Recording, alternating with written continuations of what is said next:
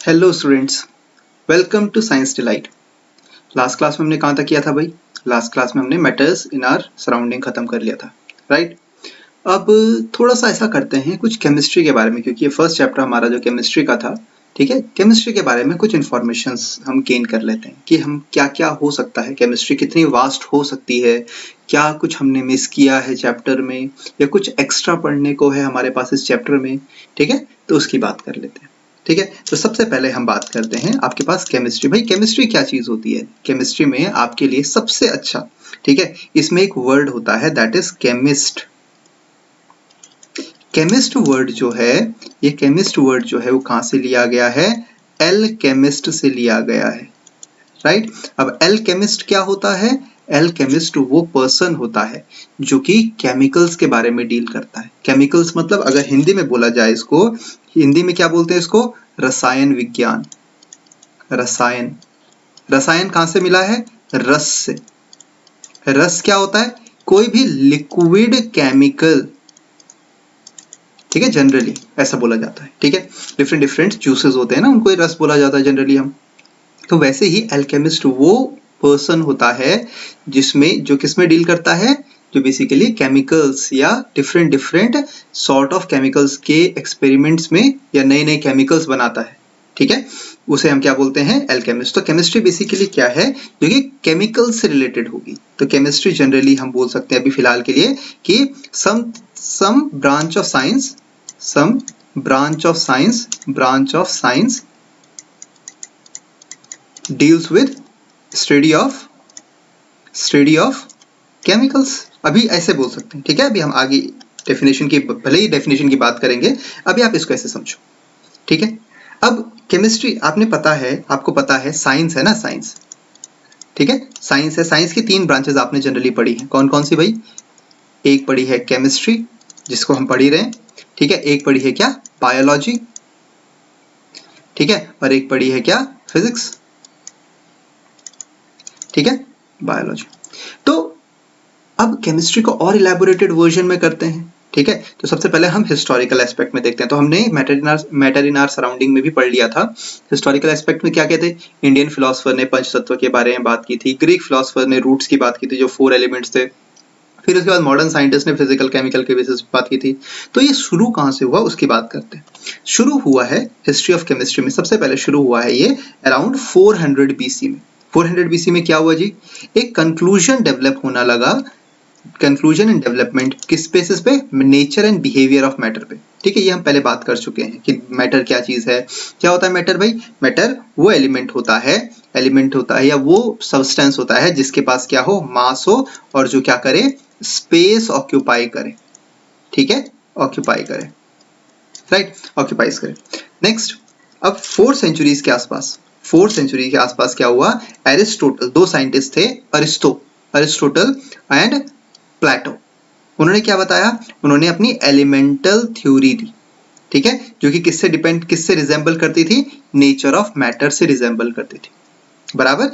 क्या, कौन सी थ्योरी थी? एलिमेंट थ्योरी, ठीक है। तो अब एरिस्टोटल कौन है? ये है भाई साहब एरिस्टोटल हमारे, दिस इज एरिस्टोटल, और ये हमारे पास है प्लेटो, ठीक है, साइंटिस्ट। अब बिफोर 16 सेंचुरी, 16 सेंचुरी की अगर मैं बात करता हूं तो एल्केमी, देखो, एक ब्रांच है, बेसिकली एक स्टडी है। ये स्कूल बोला, न्यू स्कूल। न्यू स्कूल का मतलब होता है कि एक न्यू सब्जेक्ट आया, न्यू सब्जेक्ट आया, न्यू सब्जेक्ट आया है किसमें? केमिस्ट्री में। केमिस्ट्री में जिसको किसने डेवलप किया है? जनरली एल्केमिस्ट ने डेवलप किया। एल्केमिस्ट कोई नाम नहीं है साइंटिस्ट का। Alchemist is a group of scientist या group of individuals who perform chemistry experiments, ठीक है, उनको एल्केमिस्ट बोला जाता है, ठीक है। Were inspired by changes in matter. तो वो किससे इंस्पायर हुए थे? कि मैटर्स में आप कंटिन्यूअसली चेंजेस होते हुए देख रहे हो, तो एल्केमिस्ट ने उनके बारे में धीरे धीरे एल्केमी एक नई ब्रांच ही बना दी, ठीक है। तो एल्केमिस्ट कौन होते हैं? जो एक्सपेरिमेंट्स करते हैं जनरली केमिस्ट्री के। केमिस्ट्री के क्या मतलब? जनरली आप ऐसे बोल सकते हो, केमिकल्स से रिलेटेड एक्सपेरिमेंट करते हैं, उनको हम क्या बोलेंगे? एल्केमिस्ट बोलेंगे। तो उसकी ब्रांच क्या है? Alchemy, right. तो ये देखो यहाँ पर आपको दिख रहा है, ठीक है, ये क्या है? एक एल्केमिस्ट है जो कि क्या कर रहा है? केमिस्ट्री के एक्सपेरिमेंट परफॉर्म कर रहा है। राइट। अब देखो, ठीक है, तो मॉडर्न केमिस्ट्री क्या कहती है? मॉडर्न केमिस्ट्री में क्या कहा गया है? सबसे पहले 1961 जो मॉडर्न केमिस्ट्री में आए थे साइंटिस्ट, 1961 में कौन आए थे? रॉबर्ट बॉयल आए थे। भाई इसके जो रॉबर्ट बॉयल की अगर मैं बात करें तो इनकी अपनी ही एक अलग थ्योरी चलती थी, ठीक है। इन्होंने गैसेस के बारे में जनरली, ठीक है, इसमें हम गैस लॉज में भी पढ़ेंगे, बॉयल्स ने अपना लॉ दिया था, ठीक है। बॉयल्स क्या कहते थे कि जब भी किसी गैस में आप प्रेशर बढ़ाते हो ना तो उसका वॉल्यूम घट जाता है। ऑब्वियस सी बात है, हमने बात की थी ना कि एक कंटेनर है, इसमें बहुत सारी गैसेस हैं, अगर मैं इसमें यहाँ से प्रेशर लगाना शुरू कर दूं तो ऑटोमेटिकली इसका वॉल्यूम क्या हो जाएगा? कंप्रेस हो जाएगा ना, वॉल्यूम कम हो जाएगा। तो वही ये कहता था, प्रेशर जो है वो इनवर्सली प्रोपोर्शनल टू वॉल्यूम। कब?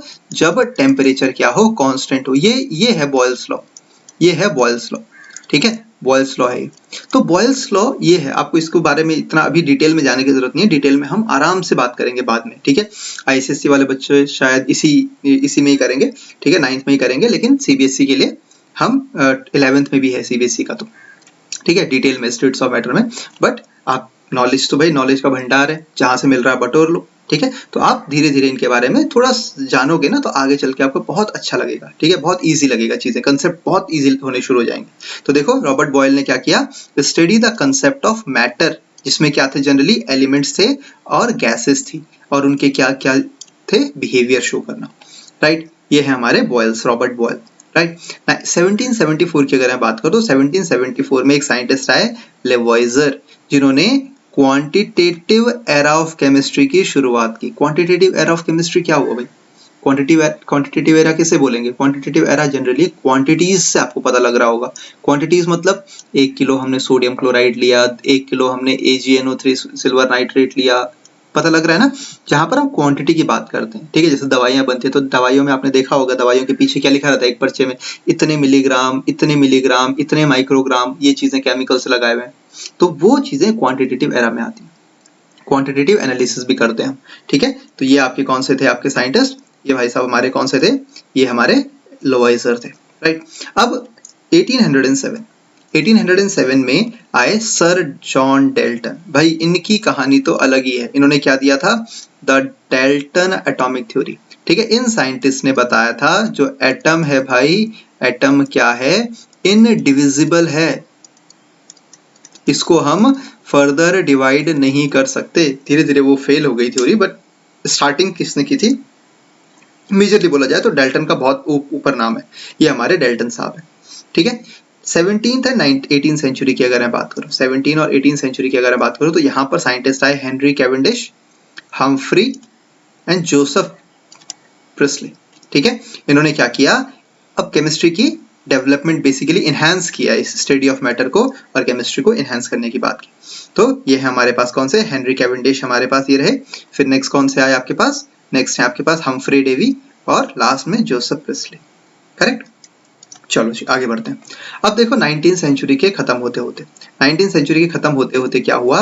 डिविजिबिलिटी ऑफ एटम जो डेल्टन ने थ्योरी दी थी वो खत्म होनी शुरू हो गई, मतलब एटम डिवाइड होने लगा कि इसमें सब एटॉमिक पार्टिकल है। भाई आप मेरे को बताओ, जो एटम है उसको अगर मैं डिवाइड करूंगा सब एटॉमिक पार्टिकल में तो किस किस में करूंगा? पहला आएगा किसमें? Proton, right. प्रोटॉन कैसा होता है? Positive particle. एक आएगा फिर इलेक्ट्रॉन, इलेक्ट्रॉन कैसा होता है? Negative particle. एक आएगा न्यूट्रॉन, न्यूट्रॉन कैसा होता है? Neutral, right. तो ये सब एटॉमिक पार्टिकल्स हो गए, इनके बारे में भी हम डिटेल में बात करेंगे, बराबर। अब देखो आगे बढ़ते हैं, तो केमिस्ट्री हुई क्या? ठीक है, तो हम सिर्फ ऐसा बोल दें कि भाई branch of science which deals with study of chemicals, नहीं, क्योंकि केमिकल्स के अलावा बहुत सारे सब एटॉमिक पार्टिकल हो गए, एटॉमिक पार्टिकल्स हो गए, तो इसमें हम क्या बोलेंगे कि सर दुनिया में जितना भी मैटर है, जितना भी क्या है? मैटर है, उसकी स्टडी को केमिस्ट्री बोलते हैं, ठीक है। तो chemistry is the branch of science which deals with the study of matter and its properties. Matter और उनकी प्रॉपर्टी की स्टडी को हम क्या बोलते हैं? केमिस्ट्री बोलते हैं, बराबर। अब देखो डिफरेंट ब्रांचेस ऑफ केमिस्ट्री क्या क्या है? डिफरेंट ब्रांचेस ऑफ केमिस्ट्री क्या क्या है? ठीक है, आपके पास बहुत सारी ब्रांचेस हैं केमिस्ट्री में, इनफाइनाइट, जितनी बोल सकूं। लेकिन अब उन ब्रांचेस के भी अगर मैं बात करूं जो इंपॉर्टेंट ब्रांचेस हैं, ठीक है, उनकी बात करते हैं। इंपॉर्टेंट ब्रांचेस कौन सी हैं? सबसे पहले जो वास्ट है, इनऑर्गेनिक केमिस्ट्री। इनऑर्गेनिक केमिस्ट्री को एक और नाम से बोला जाता है एलिमेंटल एलिमेंटल, मेंटल नहीं elemental chemistry, right, elemental chemistry, ठीक है। एलिमेंटल केमिस्ट्री अगर देखा जाए ना तो मुझे भी कुछ खास पसंद नहीं है एलिमेंटल केमिस्ट्री, बहुत याद करना पड़ता है, फैक्ट्स बहुत है, लर्निंग वाला बहुत चीजें हैं, मतलब एलिमेंट्स के बारे में जितनी भी स्टडी की जाए लेकिन इंपॉर्टेंट है, क्योंकि इनके बिना तो भाई केमिस्ट्री स्टैब्लिश ही नहीं हो सकती थी, क्योंकि एलिमेंट्स अगर नहीं होंगे तो आप खुद सोचो, ठीक है। दो इसमें थोड़ा सा लर्निंग वाला पार्ट रहेगा आपका, ठीक है, आपको इसको लर्न करना पड़ेगा, कुछ चीजें मेमोराइज करनी पड़ेगी, ठीक है, लेकिन अगेन वेरी वेरी इंपॉर्टेंट, बहुत सारे कंसेप्ट भी हैं, जरूर हैं, ठीक है, लेकिन एलिमेंट्स है ना तो उनकी कैरेक्टरिस्टिक्स तो याद ही करनी पड़ती है, ठीक है। तो इनऑर्गेनिक केमिस्ट्री जनरली क्या है, a wide branch which deals with which includes study of matter, elements and compounds except for those of carbon। यहाँ पर कार्बन को छोड़ दिया, भाई मेरे को फटाफट बताओ कार्बन का एटॉमिक मास क्या होता है, ठीक है, कार्बन का एटॉमिक मास क्या होता है, अच्छा छोड़ो एटॉमिक मास छोड़ो, एटॉमिक नंबर क्या होता है, ठीक है, तो कार्बन याद रखेंगे, कार्बन का एटॉमिक नंबर होता है 6 और एटॉमिक मास होता है 12। ये 6 क्या है, उसका एटॉमिक नंबर, एटॉमिक नंबर, और 12 क्या है, एटॉमिक मास, एटॉमिक मास है जी, ठीक है, समझ में आ रहा है ना, चलो ठीक है। अब देखो नेक्स्ट ऑर्गेनिक केमिस्ट्री की अगर मैं बात करता हूँ, तो ऑर्गेनिक केमिस्ट्री में अगर मैं बात करूँ तो ऑर्गेनिक केमिस्ट्री क्या है बताओ, कार्बन की स्टडी को ऑर्गेनिक केमिस्ट्री जनरली बोलते हैं, तो branch of science which deals with the study of carbon and it's numerous compound, ठीक है, मेरी फेवरेट है, ठीक है। ऑर्गेनिक केमिस्ट्री में देखा जाए तो ऑर्गेनिक केमिस्ट्री में क्या होता है, जनरली आप जैसे कार्बन से बने हुए कंपाउंड्स, अब भाई सर कौन कौन से कंपाउंड को कैसे पता लगेगा, दुनिया में जितने भी ऑर्गेनिक कंपाउंड देख लो, जितने भी लिविंग कंपाउंड आपको दिखते हैं सब कार्बन से बने होते हैं, ठीक है। अच्छा ठीक है, तो एग्जाम्पल में सबसे सबसे कॉमन कार्बन, कार्बन देखा ना कोयले में, ठीक है, कार्बन से जुड़े हुए कंपाउंड्स क्या होंगे, कोयला, कोयला कोल, अच्छा सर कोयला, ठीक है, और भाई आपने कार्बोहाइड्रेट सुने होंगे, कार्बोहाइड्रेट्स, हाँ सर सुने हैं, हमारी बॉडी में होते हैं, फैट सुने हैं बिल्कुल, प्रोटीन सुने हैं सर बिल्कुल, क्या बात कर रहे हो, ठीक है, ये सारे के सारे कार्बन कंपाउंड्स हैं, कार्बन के कंपाउंड्स हैं जिनमें कार्बन की चेन प्राइमरी होती है, ठीक है, कार्बन होते और एलिमेंट्स भी होंगे लेकिन कार्बन की प्राइमरी मतलब इंपॉर्टेंट रोल कार्बन का ही रहता है, ठीक है। इसके अलावा सर, इसके अलावा दुनिया में आपको जितनी भी मतलब जितने भी ऑर्गेनिक कंपाउंड्स दिखते हैं, ऑर्गेनिक कंपाउंड्स में आगे सेल्यूलोज, स्टार्च, फिर लिपिड्स, फिर उसमें आप कुछ भी बोल लो, ठीक है, ऑर्गेनिक में जो भी बॉडी में ग्लाइकोजन, जो भी आप बोलना चाहो, ठीक है, ऑर्गेनिक कंपाउंड वो सारे किससे हैं, ऑर्गेनिक केमिस्ट्री का ही पार्ट रहेंगे, कार्बन की स्टडी में रहेंगे, ठीक है। अब इसमें देखो ये सारे के सारे स्ट्रक्चर जो आपको दिख रहे हैं यहाँ पर डिफरेंट डिफरेंट, देखो कभी कभी आपको लगेगा कि सर यहाँ पर हमें कुछ स्ट्रक्चर ऐसे दिखाई देते हैं, ये क्या, ये ऐसा थोड़ी ना होता कोई स्ट्रक्चर, तो मैं आपको बताता हूँ कि यहाँ पर ये जो बात है ना, एक सेकंड मैं आपको यहाँ पर पेन चेंज करके बताता हूँ तो आपको अच्छे से समझ में आ जाएगा।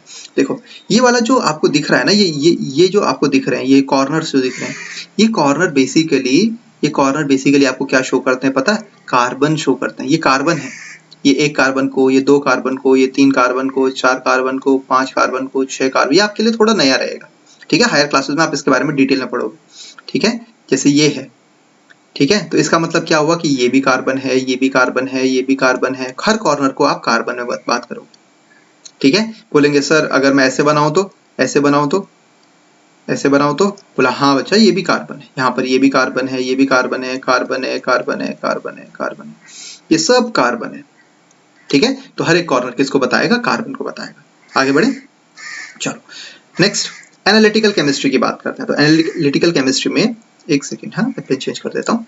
एनालिटिकल केमिस्ट्री की अगर मैं बात करूँ तो एनालिटिकल केमिस्ट्री में एनालिसिस करना, ठीक है, मैंने बोला कार्बोहाइड्रेट में कार्बन होता है, कैसे पता, कुछ तो एनालिसिस किया होगा मैंने, या जो पहले साइंटिस्ट थे उन्होंने बताया है, जो एक्सपेरिमेंट डिस्कवर किए उनके बारे में कुछ तो एक्सपेरिमेंट किया होगा, कैसे पता लगा कार्बन है, ठीक है। तो वहां एलिमेंटल केमिस्ट्री आती है, सॉरी एनालिटिकल केमिस्ट्री आती है, जहां पर आपको एक्सपेरिमेंट करना पड़े।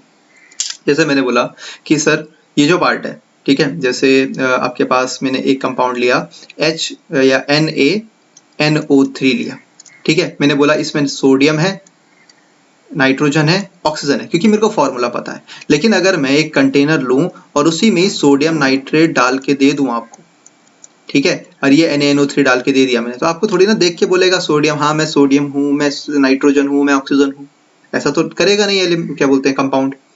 तो क्या करना पड़ेगा आपको, इसका ये जो सॉल्ट है इसका एनालिसिस करना पड़ेगा। इसका क्या करना पड़ेगा, एनालिसिस करना पड़ेगा। एनालिसिस कैसे करेंगे हम, हर एक एलिमेंट का डिटेक्शन करके, ठीक है, यहाँ पर हम एलिमेंटल डिटेक्शन बोलते हैं, एलिमेंटल डिटेक्शन करके। डिटेक्शन कैसे पता, ये एलिमेंटल डिटेक्शन जो है ना, ये वेरियस एक्सपेरिमेंट से होता है, एक्सपेरिमेंट से, ठीक है। तो बेसिकली एक्सपेरिमेंट्स जहां पर भी होंगे, किसी भी एलिमेंट की टेस्टिंग होगी, हायर क्लासेस में 11th में जाओगे आपको एलिमेंट डिटेक्शन मिल जाएगा, आपको कैटायन एनायन इनकी टेस्टिंग करनी मिलेगी, ठीक है। तो एनालिटिकल केमिस्ट्री की देखो यहाँ पर, the branch which deals with identification and determination of composition of specimen of matter and for devising efficient analytical techniques and procedure for a chemical reaction. किसी भी केमिकल रिएक्शन में कौन कौन से एलिमेंट कैसे कैसे पार्टिसिपेट कर रहे हैं, कैसे कैसे केमिकल रिएक्शंस हो रही हैं, कहाँ आएगा, एलिमेंटल केमिस्ट्री में आएगा, बराबर ना। चलो ठीक है, बढ़िया। अब देखो यहाँ पर तो ये रिएक्शंस के बारे में आपको बता दिया। अब फिजिकल केमिस्ट्री, अब ये फिजिकल केमिस्ट्री क्या है, फिजिकल केमिस्ट्री क्या बोला है सर, फिजिकल केमिस्ट्री क्या होगा। फिजिकल केमिस्ट्री जहां पर भी आपको किलोग्राम, ग्राम, जहां पर फिजिकल क्वांटिटीज क्या होती है, मास, टेम्परेचर, प्रेशर, ये सब जहां पर आपको निकालना पड़ जाए वो फिजिकल केमिस्ट्री में आएगी, ठीक है। Physical chemistry deals with concerned with the theoretical aspect of chemistry. Physics is used to explain various chemical phenomena. कैसे सर, आपने बोल दिया फिजिक्स यूज करेंगे, तो फिजिक्स ही क्यों नहीं यूज कर ली यहाँ पर, फिजिकल केमिस्ट्री बनाने की क्या जरूरत है। तो देखो ठीक है, मान लो आपके पास एक केमिकल है NaNO3, राइट। NaNO3 को मेरे को हीट करना है, ठीक है, मुझे हीट करना है, मुझे क्या करना है, हीट करना है, ठीक है। ऐसे हीट करना है कि ये किस में हो जाए, NaNO3 लिक्विड में चला जाए, ठीक है। तो ये जब लिक्विड में गया तो कुछ ना कुछ हीट दी मैंने, तो यहाँ पर क्या आएगा, कंसेप्ट ऑफ मेल्टिंग पॉइंट। ये सॉलिड था तो ये लिक्विड में आ गया तो मेल्टिंग पॉइंट का, ठीक है। तो कुछ ना कुछ क्या दिया होगा, टेम्परेचर दिया होगा, ठीक है। एक गैस है, गैस है, जैसे वाटर वेपर ही है, मान लो वाटर वेपर है गैस, इसको मैंने लिक्विड में कन्वर्ट करना है, ठीक है। तो कुछ मेरे को क्या लिक्विफाई करने के लिए क्या करना पड़ता है, हाई तो प्रेशर दे दो और लो क्या कर दो, टेम्परेचर। ये कहां से पता लगा, इसमें कुछ ना कुछ फिजिक्स के कंसेप्ट आते हैं, ठीक है, फिजिक्स के कंसेप्ट आते हैं, इसलिए बोला गया है इसमें, ठीक है। केमिकल्स जब रिएक्ट करते हैं तो ऐसा नहीं है कि हर, अगर देखो सिंपल सी बात है, आपको जैसे मान लो गोल्ड और कॉपर को मिक्स करना है, ठीक है। अब आपको पता है 24 कैरेट गोल्ड क्या होता है ना, 24 कैरेट गोल्ड की जो ऑर्नामेंट्स होते हैं वो बहुत कच्चे होते हैं, जल्दी टूट जाते हैं, फ्रेजाइल होते हैं, तो उससे नहीं बनाया जाता ऑर्नामेंट्स। किससे बनाया जाता है, 22 कैरेट्स बेस्ट होता है, ठीक है, 22 कैरेट। तो 22 कैरेट्स में क्या होता है कि आप क्या करते हो, गोल्ड को क्या करते हो, जो गोल्ड होता है, ये AU उसका सिंबल है, उसको या तो कॉपर के साथ मिला लेते हो या तो सिल्वर के साथ मिलाते हो, ठीक है, मतलब मिक्सिंग करते हो। तो ऐसा तो नहीं ना कि एक गोल्ड का पैकेट रखा आपने, एक सिल्वर रखा, अपने आप ही रिएक्ट करोगे, छोड़ के चले गए। आपको इसको क्या करना पड़ेगा भाई, हीट करना पड़ेगा, बिना हीटिंग के तो कुछ भी ना होगा। बात समझ में आ रही है ना, ठीक है। तो यहाँ पर आपको फिजिक्स के थोड़ा बहुत कंसेप्ट, ठीक है। सेम वैसे ही आपको मैंने एक चीज याद करो, लिक्विड बताया था, तो लिक्विड के मॉलिक्यूल्स क्या होते हैं, आपस में अट्रैक्ट करते हैं, सॉलिड के मुकाबले तो कम करते हैं लेकिन गैस से ज्यादा करते हैं। तो मैंने आपको क्या बताया था, देखो कि एक पर्सन जो है, अगर वो ऐसे में लिक्विड के ऊपर गिरता है, ये पर्सन है ना, ये ऐसे हाथ फैला के लिक्विड के ऊपर गिरेगा तो इसको बहुत चोट आएगी। क्यों, क्योंकि लिक्विड में फोर्स ऑफ अट्रैक्शन अच्छा होता है, जिसकी वजह से टेंशन, एक फोर्स बन जाती है यहाँ पर, जिसको हम क्या बोलते हैं, सरफेस टेंशन, जिसको हम क्या बोलते हैं, सरफेस टेंशन बोलते हैं, ठीक है। तो इंपॉर्टेंट है ये भी। आगे बढ़ते हैं फिजिकल केमिस्ट्री में के बाद हम यहाँ पर हम बात करते हैं किसकी, बायोकेमिस्ट्री की। फिजिकल केमिस्ट्री के बाद हम किसकी बात करते हैं, बायोकेमिस्ट्री। बायोकेमिस्ट्री क्या चीज है, बायोलॉजी, केमिस्ट्री, मतलब यहाँ पर दो रोल आएंगे, एक आएगा किसका, बायोलॉजी का, और एक केमिस्ट्री का। मतलब बायोलॉजी में भी कुछ केमिस्ट्री आएगी, अरे बहुत इंपॉर्टेंट होती है बायोलॉजी और केमिस्ट्री, तो साथ साथ चलती हैं। अब बताता हूँ कैसे। खाना खाया आपने, खाने में क्या होते हैं, कार्बोहाइड्रेट, प्रोटीन्स, फैट्स, विटामिन। हमारी बॉडी में ऐसे थोड़ी ना कि रोटियां यहाँ चिपक रही हैं, रोटी तो नहीं चिपकती है, तो उसमें भी कुछ केमिकल रिएक्शंस होती होंगी बॉडी के अंदर, ठीक है, हम आगे पढ़ेंगे केमिकल रिएक्शंस हमारी बॉडी में जो होती है ना उसे बोलते हैं मेटाबॉलिक एक्टिविटीज। ठीक है, मेटाबॉलिक एक्टिविटीज के बारे में हम पढ़ेंगे। मेटाबॉलिक एक्टिविटीज मतलब बेसिकली क्या होता है कि ऐसी chemical reactions which takes place in the body of a living organism। बराबर, इसे हम बोलते हैं मेटाबॉलिक एक्टिविटीज। तो मेटाबॉलिक एक्टिविटीज भी दो तरह की होती हैं, ठीक है, ज्यादा डिटेल में ना जाते हुए, कैटाबॉलिक और एनाबॉलिक। ठीक है, हम आगे बात करेंगे इसके बारे में भी। ठीक है, तो मेटाबॉलिक एक्टिविटीज मतलब हमारी बॉडी के अंदर जो केमिकल रिएक्शंस हो रही है उनको मेटाबॉलिक एक्टिविटीज बोलेंगे। तो कुछ ना कुछ तो रिएक्शंस हो रही है ना, तो वही ये बोल रहा है, deals with substance and chemicals processes which occurs in a living matter, जो कि लिविंग मैटर के अंदर हो रही है। बोलो यहां तक क्लियर हो गया होगा। ठीक है, आगे बढ़ते हैं। ठीक, देखो next,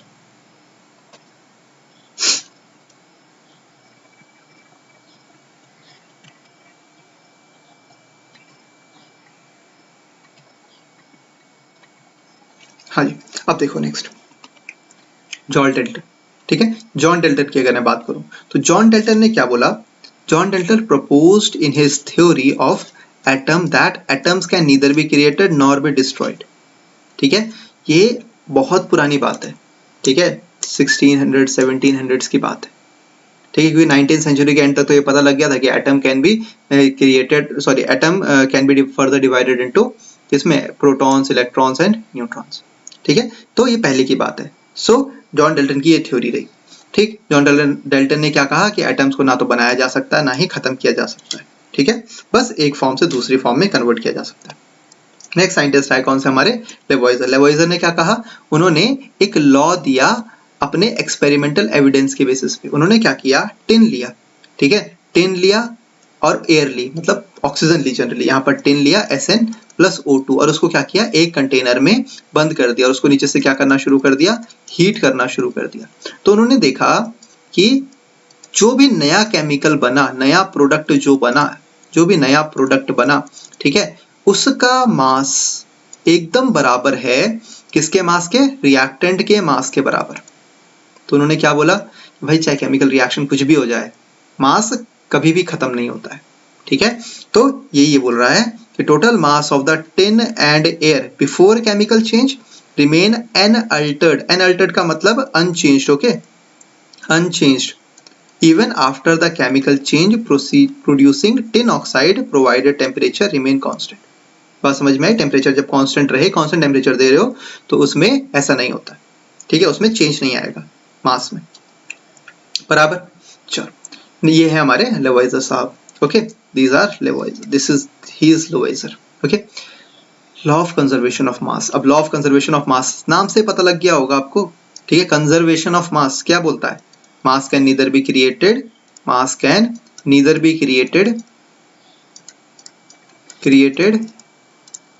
nor be destroyed।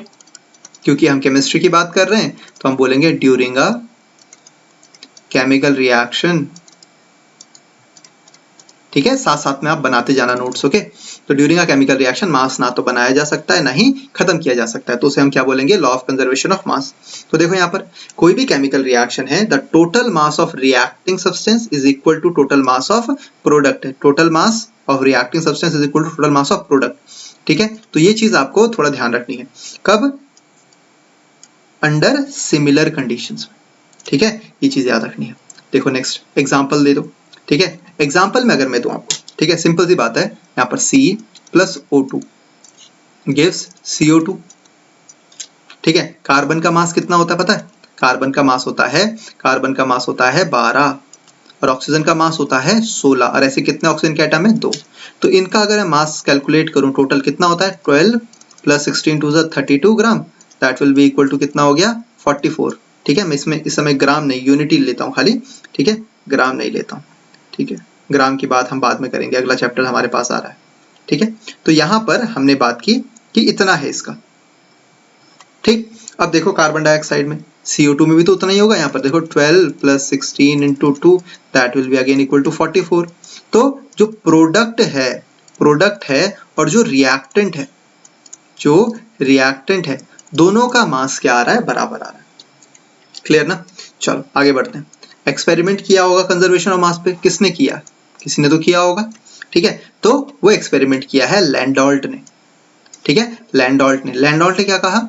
Law of conservation of mass in case of double decomposition reaction, ये एक्सपेरिमेंट किया गया था उन पे, ठीक है। उन्होंने जो एक्सपेरिमेंट किया था, उन्होंने क्या किया, देखो यहाँ पर NaCl सॉल्यूशन लिया और यहाँ पर AgNO3 सॉल्यूशन लिया। मैं आपको यहाँ पर रिएक्शन बता देता हूँ, NaCl प्लस AgNO3, ठीक है। तो यहाँ पर क्या होगा पता है, यहाँ पर AgCl प्लस NaNO3 होगा।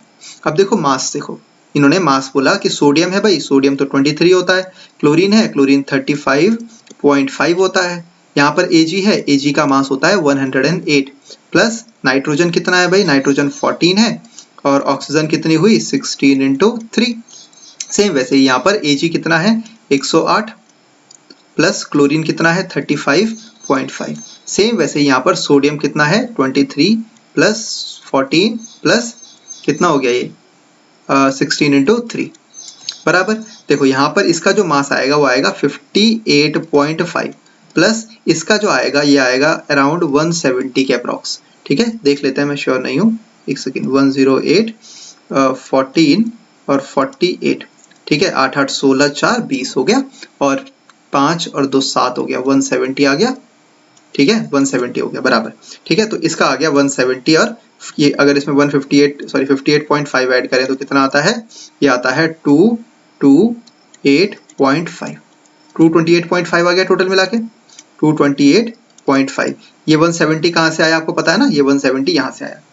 अब देखो जरा दूसरी बात, ठीक है। दूसरा यहाँ पर देखो ये इसका मास कितना आता है, तो 108 प्लस 35.5 करेंगे तो 108, 35.5 करेंगे तो कितना आ गया 0.5431, 143.5 आ गया, 143.5 प्लस करेंगे ये कितना हो गया 23, 14 और 48, 23 और 14, अगर इसमें करेंगे तो कितना हो गया 8 4 12, 12 और 3 हो गया 15, और 7 और 8 85, ठीक है 85। अगर इन दोनों को मैं ऐड करता हूँ, यहाँ पर 143.5 को ऐड करता हूँ तो यहाँ 0.5 आ गया, 5 3 8 हो गया 2, और यहाँ पर भी 2 आ गया, 228.5। मतलब यहाँ भी 228.5 और यहाँ पर भी कितना आ गया 228.5 आ गया, मतलब दोनों जगह इक्वल आ गया, ठीक है। तो यहाँ से आपको पता लग गया मास can neither be created nor be destroyed during a chemical reactions.